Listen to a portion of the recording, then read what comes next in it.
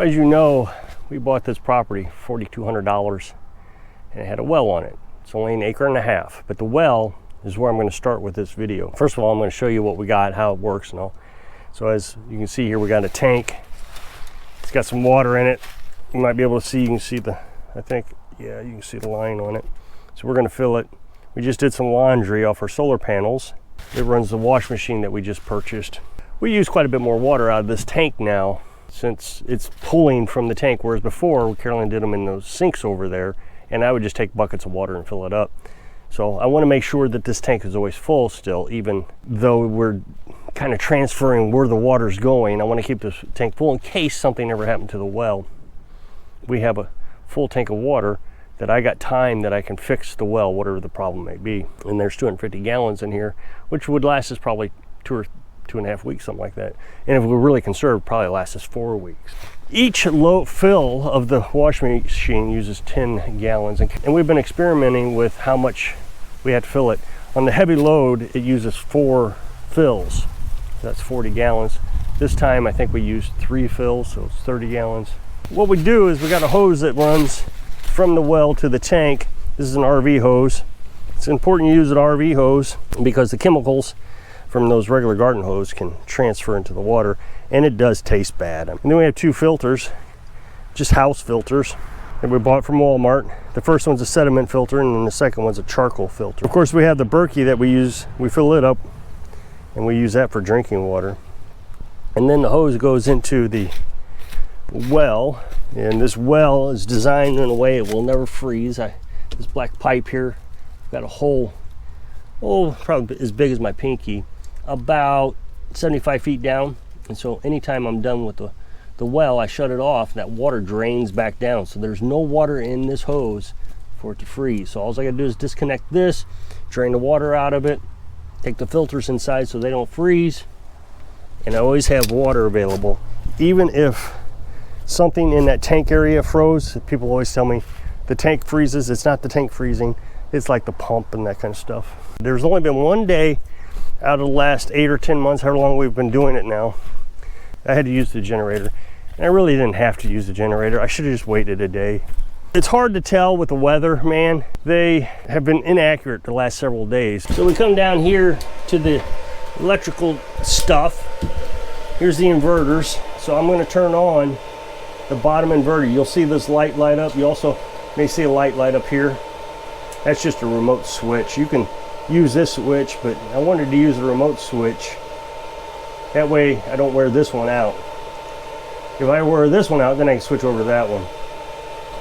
And then all I got to do is just turn this on. And now you may have heard the fans kicking on and different things. So now the well is running.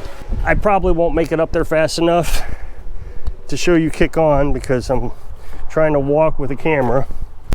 So I always put a bucket there to capture the water, and we can use these buckets of water for chicken water, toilet water.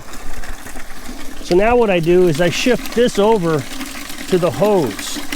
See, I got this Y valve here, Y connection. I shift that over to the hose, shut that off, and we'll see the water running right there. And it'll take 10 or 15 minutes to fill this up. I turn it down pretty low. You know, I turn the water flow down because my pump is much faster than the well recovery. The well recovery is probably 5 gallons a minute, but the pump is 15 gallons a minute. So I gotta turn that down so I don't run the well dry. So as you know, we paid, like I said earlier in this video, $4,200 for this property. We paid cash for it. So we caught the guy, he was selling it, and he wasn't gonna finance the place. Found it on Facebook Marketplace. And it really wasn't hard to find. Carolyn found this one right away. There's a lot of property out there like this. Just watch the video, as a matter of fact. In Oklahoma, there's a bunch of property. Now, we found 10 acres also, but the 10 acres just didn't work out for us.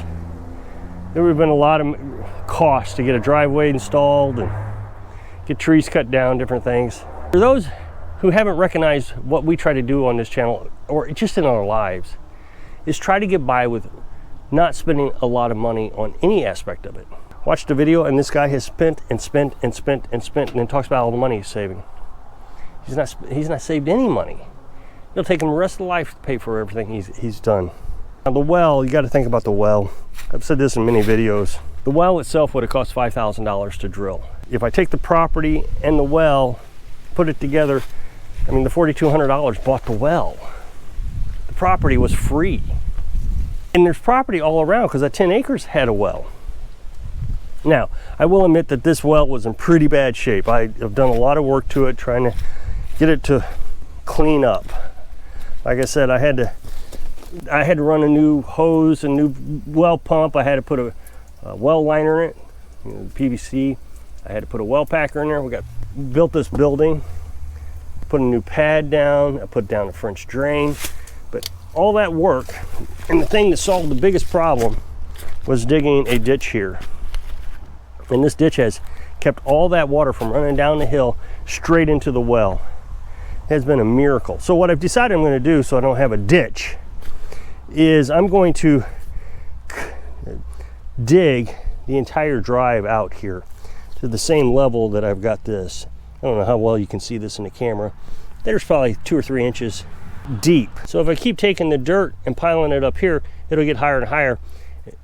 I don't know how important that is. It's pretty high now. That way none of the water could ever run over that hill and into the well. And I'll just take all this down to kind of level this out a little bit, because you don't want a big ditch right here in front of your house. Then this all could be a drive. I could actually pour gravel, loose gravel here, I think, and the water would still drain off pretty good. But one of the things I've talked about on my videos a lot is not financing the property, not financing your house. It is a huge mistake to do that. I've been watching this guy. He said he spent, I don't know, $76,000 on his property, but he got it loaned in a loan, $500 a month for 10 years. But it's not $76,000. He didn't tell us what the interest rate was.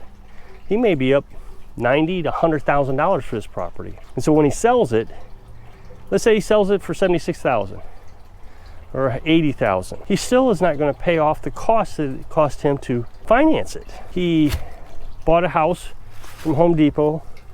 He's got a rain collection and solar panels and the whole thing, and he's really talking about how great life is off grid. But in a heartbeat, it's all gone. And so I messaged him, he made a comment. I said, you don't live off grid. And I tried to explain to him that when you're in debt, the property is not yours, and it probably will never be yours. Life gets in the way. Life's gotten in the way with all the things I've done through life. We bought a house, life changed. Right at 2008, when the economy was crashing, the housing prices dropped, we lost our shirts off that house. So you're renting. You're renting until the day you get it paid off. And the entire time that you're renting this place, it's not yours. They'll come and get it anytime, especially if it's a rent to own, and that's what this guy did. Rent to own is even worse in my mind, because they want you not to pay.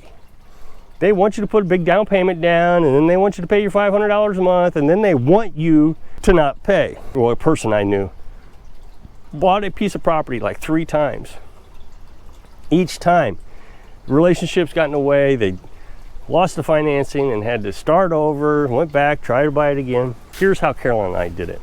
I was in debt, $50,000, $60,000, lots of debt, credit cards, after my first wife and I separated, divorced. Had to buy my daughter a car or give her a car for part of the child support. So there was $6,000 or $8,000. Had to go buy a new truck because I just gave her my car. I was in a lot of debt, had 3 years of taxes I had to pay. Again, I was paying payments on the taxes, but they don't want you to pay that off either. They want you to constantly be in debt because you get your interest and penalties. They want you to pay payments. If they're wanting you to do something like that, then obviously it's not good for you. They're making money, you're losing money. So when I met Carolyn, we focused wholeheartedly on getting me debt free. And I think within a couple of years, I was completely debt free. Got truck paid off. It was a brand new truck. Got all the taxes and all the credit cards and everything paid off. Then we started saving money. And we didn't save a lot. I mean, it was enough, but then we decided that we were going to start our business, you know, a YouTube channel and a database program that I built, and we were going to travel the country. And so we did that 3 or 4 years working on YouTube. And YouTube didn't really ever take off while we were traveling until that last few months. And then it did really well. So we decided that we were going to take that money that we just made that last few months to buy this property. And we just went and paid cash. The hardest thing about the whole thing was going to the bank to get the cash. Then we drove over to this county seat. There was a title company there.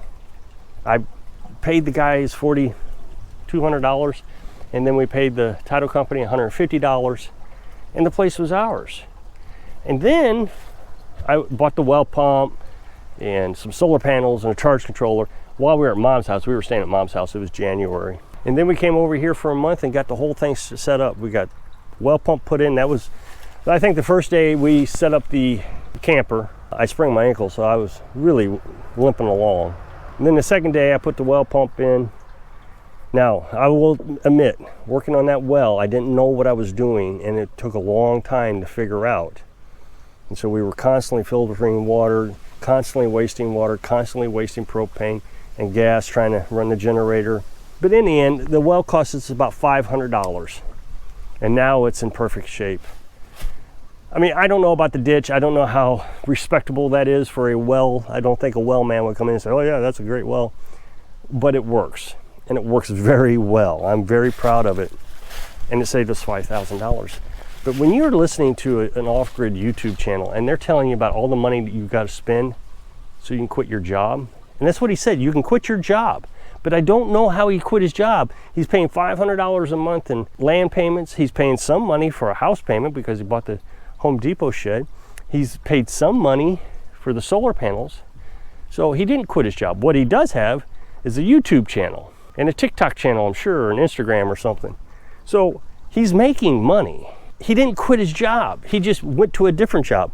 And that's the thing that's so frustrating about YouTube channels, is they will tell you you can quit your job, but it is hard work to get a YouTube channel to go.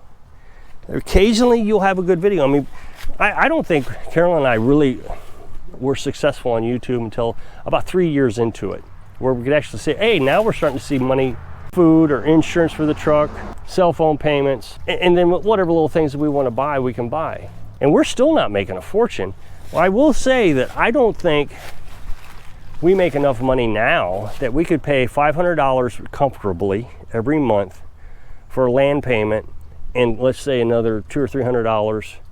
I don't know what it costs, but let's just say it's $200 or $700, and be comfortable that we can make that kind of money every month off YouTube. It's dangerous. Owing someone money is an uncertainty. In a heartbeat, literally in a heartbeat, you can lose that property.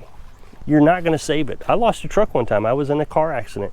I was a passenger in a car accident, and within 3 months, my brand new truck was gone. I was hurt badly, broken ribs. I'd broken all the ribs, and I had I don't know, some organ was disconnected from something. It was pretty dangerous. There was concern about my survivability, and I couldn't work. I mean, I was just laid up in a recliner for a few weeks, and I couldn't work. So I lost everything, and I couldn't catch up once I got back to work. So you're always at risk when you owe someone money. Now, he is financing it through an individual. If he defaulted, he probably wouldn't ruin his credit. But if he was going through a bank, you ruin your credit, you'll never get another loan. It'd be very difficult. It's going to take you a long time to get another loan, maybe 7 or 8 years. So now that the tank is full, I'll come back over here and I'll switch it to the bucket.